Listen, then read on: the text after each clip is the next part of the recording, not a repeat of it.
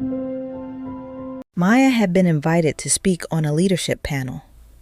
A year ago, she would have dreamed about an opportunity like this. Someone had noticed her work, her experience, her expertise, and for a moment, she felt proud. Then another voice appeared. What if I'm not ready? What if everyone else knows more than I do? What if they realize I shouldn't be there? So Maya prepared, and prepared, and prepared some more. She rewrote answers she'd already written, practiced responses she'd already practiced, changed words no one else would have noticed. What looked like preparation from the outside was slowly becoming something else. She wasn't only preparing to do well, she was trying to eliminate every possibility of being imperfect. The morning of the event, Maya looked in the mirror. Everything was fine, but her mind immediately began searching. Is this professional enough? Should I wear something different? Does my hair look right? Maybe this color doesn't work. Nothing was actually wrong, but the inner critic wasn't looking for truth. It was looking for evidence. When Maya arrived, she looked around the room. Accomplished women, executives, entrepreneurs, leaders. And without knowing anything about them, she began comparing their outside to her inside. Then the conversation started. A question came to Maya. She answered.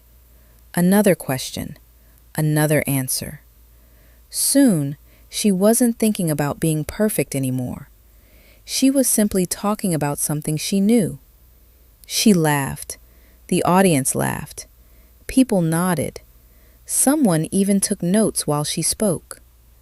For 45 minutes, Maya was simply Maya. When the panel ended, the room applauded. Maya smiled. She had done it. Afterward, people approached her. One woman told her, "What you said really resonated with me." Another wanted to connect. Someone else told her she had been one of her favorite speakers. Maya thanked them. But something strange happened.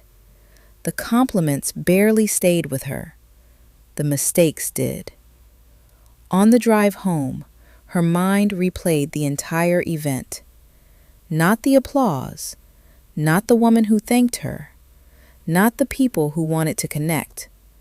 One sentence. One sentence she wished she had said differently. Why did I say it like that? Then another.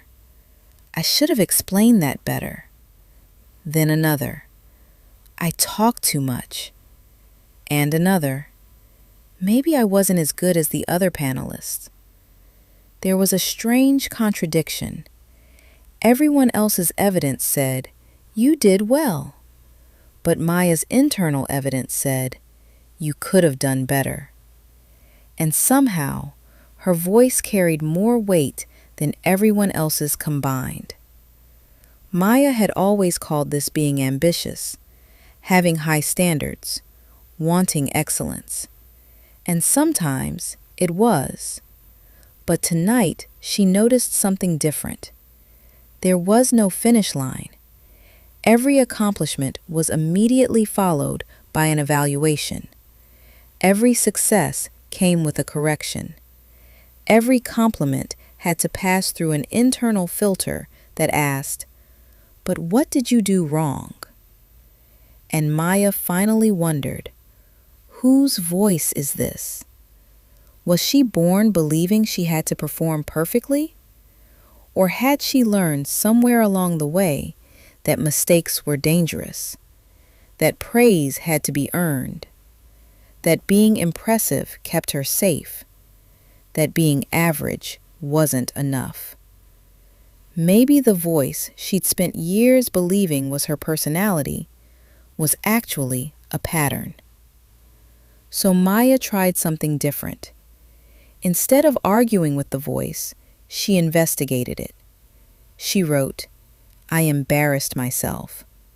Then asked, "What's the evidence?" People applauded. "I wasn't good enough." "What's the evidence?" 3 people approached me afterward. Everyone else was better. "What's the evidence?" There wasn't any. For once, Maya wasn't allowing the loudest voice in the room to automatically become the truth. She took a slow breath, not to convince herself she was amazing, not to replace criticism with empty praise, but to create enough space to see herself accurately. Because regulation doesn't require us to believe we're perfect. It gives us enough safety to know we don't have to be. The next morning, another message arrived. Normally, Maya would have minimized it. They were just being nice.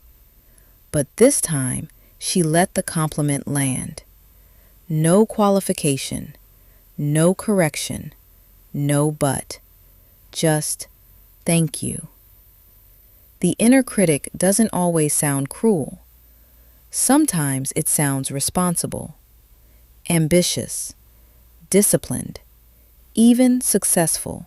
But there's a difference between a voice that helps you grow and a voice that never allows you to be enough. So the next time your mind immediately searches for what you did wrong, don't automatically believe it. Investigate it. Ask, is this feedback or is this a familiar pattern? Because maybe you don't need to silence your inner critic. Maybe you just need to stop giving it the final word.